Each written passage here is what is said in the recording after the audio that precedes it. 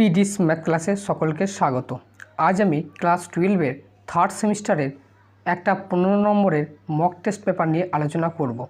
এই মক টেস্টটা তৈরি করা হয়েছে প্রথম দুটি চ্যাপ্টার সম্বন্ধ ও অপেক্ষকের উপরে। উচ্চ মাধ্যমিকের থার্ড সেমিস্টারে ভালো রেজাল্ট করতে হলে প্রতি মাসে একটা করে মক টেস্ট দেওয়া খুবই জরুরি। যে যত মক টেস্ট দেবে তার ভুলভ্রান্তি তত ধরা পড়বে এবং প্রিপারেশন তত উন্নত হবে। তাই বলবো প্রথম থেকেই তোমরা প্রতি মাসে মাসে একটা করে মক টেস্ট দেওয়ার চেষ্টা করো। তাছাড়া যেহেতু থার্ড সেমিস্টার এমসিকিউ হয়ে গেছে, তাই এই এমসিকিউ কোশ্চেনগুলো সলিউশন করলে তার WBJEর প্রিপারেশন অনেকটা এগিয়ে যাবে।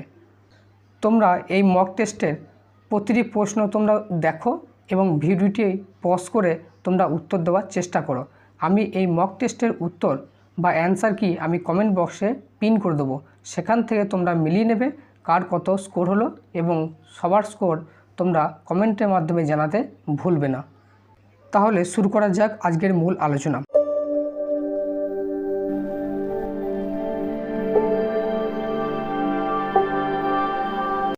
এক নম্বর কোশ্চেনটা আছে, মনে করো এই একটা সেট, তার মধ্যে 1 2 3 4 এবং এর উপর একটি সম্বন্ধ হলো আর এর মধ্যে এলিমেন্ট আছে 1,1 2,2 3,3 2,1 এবং 4,3। তাহলে আর সম্বন্ধটা কি সম্বন্ধ হবে? সসম, প্রতিসম, সসম নয় কিন্তু প্রতিসম, অপশন ডি কোনোটিই নয়। এরপরে 2 এর কোশ্চেনটা আছে, এই একটা সেট, তার মধ্যে 1 2 5 7 পদ আছে, সেটার উপর সংঘাত মোট সম্বন্ধসমূহের সংখ্যা কটা হবে? Option A 2 to the power 4, option B 2 to the power 8, option C 2 to the power 12, option D 2 to the power 16। এরপরে 3 নম্বর কোশ্চেন হলো, এই একটা সেট, তার মধ্যে 1 2 3 পদ আছে, বাম স্তম্ভের সাথে ডান স্তম্ভের মেলাতে হবে। বাম স্তম্ভে আছে 1 1 2 2 3 3 2 1, এই সম্বন্ধটা কি সম্বন্ধ? 2 নম্বর আছে 2 3 3 2 2 2, এই সম্বন্ধটা। তারপরে 3 নম্বর অপশান আছে 1 2 2 1 2 3 3 2, আর 4 নম্বর অপশান আছে 1 2 2 1 2 3 3 2, এই সম্বন্ধটা ডান দিকে কার সাথে মিলবে?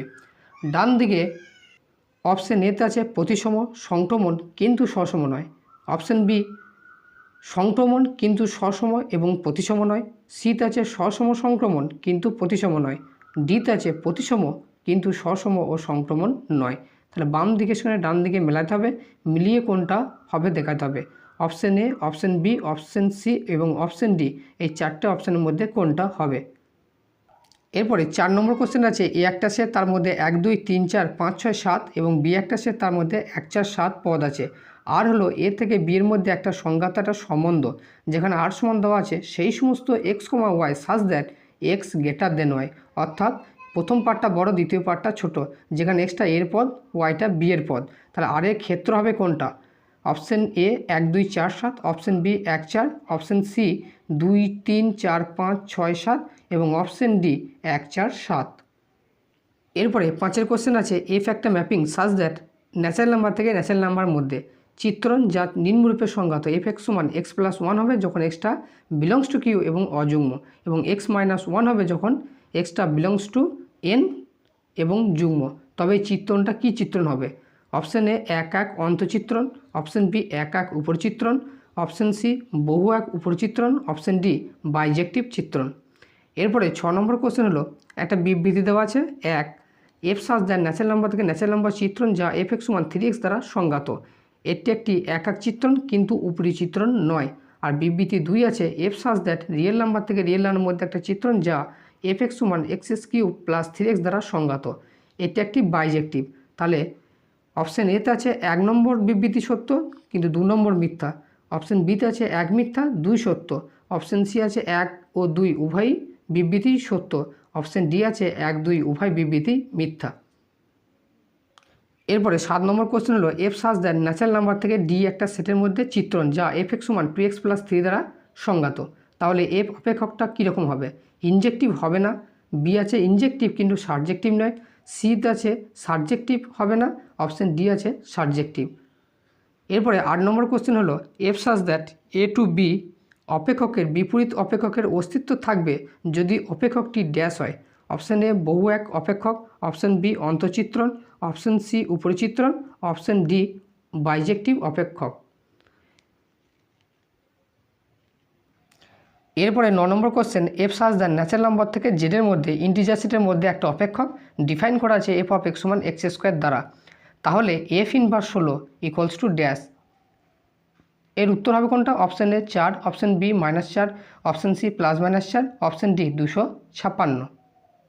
এরপরে 10 নম্বর কোশ্চেন আছে, এ একটা সেট তার মধ্যে 0, 1, 2, 3 পদ আছে, বি একটা সেট তার মধ্যে 1, 4, 7, 10 আছে, আর সি একটা সেট তার মধ্যে 5, 11, 17, 23 পদ আছে, এবং F such that A to B, G such that B two C এই অপেক্ষক দুটো এফ এক্সটা কীভাবে ডিফাইন করা আছে 3x + 1 দ্বারা, আর জি এক্সটা ডিফাইন আছে 2x + 3 দ্বারা সংজ্ঞাত। তাহলে জি কম্পোজ এফ তার ইনভার্স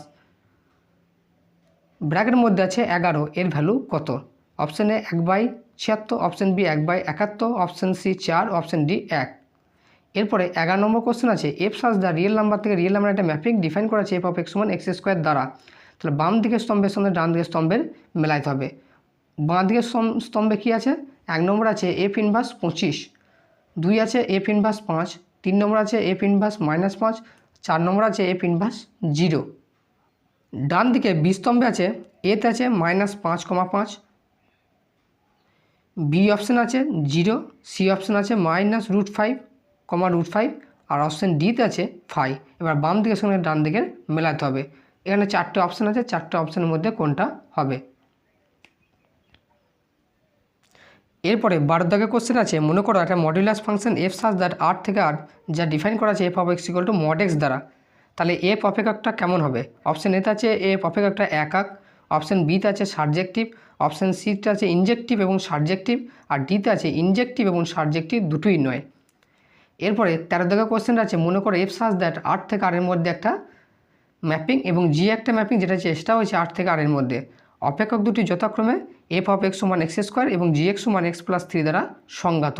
তাহলে বিবৃতি একে আছে এফ কম্পোজ জি তার বাইরে 2, এর ভ্যালু হবে 25, আর বিবৃতি 2 আছে জি কম্পোজ এফ অফ 3, এর ভ্যালু আছে 12। তাহলে 4টে অপশানের মধ্যে কোনটা সত্য হবে?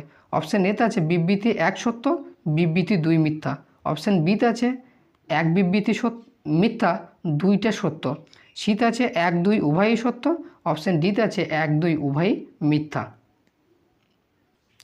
এরপরে 14 নম্বর কোশ্চেন আছে এফ অফ এক্স সমান বক্স এক্স, যেখানে যে বক্স আছে গ্রেটেস্ট ইন্টিজার ফাংশন বা বৃহত্তম পূর্ণ সংখ্যা অপেক্ষক, এবং জি এক্সটা দেওয়া আছে মড এক্স দ্বারা সংজ্ঞাত। তাহলে জি কম্পোজ এফ অফ -5/4 এর ভ্যালু কত হবে? অপশান এতে আছে 1, অপশান বি আছে 2, অপশান সি আছে 0, অপশান ডি আছে 3। এরপরে 15 দাগের কোশ্চেন আছে, মনে করো সব এক্স বিলংস টু জেডের জন্য F such that Z to Z চিত্রণ এফ এক্স সমান 3x - 2 দ্বারা সংজ্ঞাত। তবে এফ চিত্রণটি হলো কেমন? অপশান এ উপরিচিত্রণ কিন্তু একক নয়, অপশান বি একক কিন্তু উপরিচিত্রণ নয়, অপশান সি বহু এক অন্তঃচিত্রণ, আর অপশান ডি বহু এক উপরিচিত্রণ। এই 15টি কোশ্চেন তোমরা সলিউশন করার চেষ্টা করবে এবং সলিউশন করে আমার উত্তরের সাথে বা অ্যান্সার কির সাথে মিলিয়ে নেবে, যা অ্যান্সার কি আমার কমেন্ট বক্সে পিন করা আছে। ভিডিওটি ভালো লাগলে অবশ্যই চ্যানেলটিকে সাবস্ক্রাইব করে দেবে, সাথে বন্ধুদের সাথে শেয়ার করতে ভুলবে না। Thanks for watching.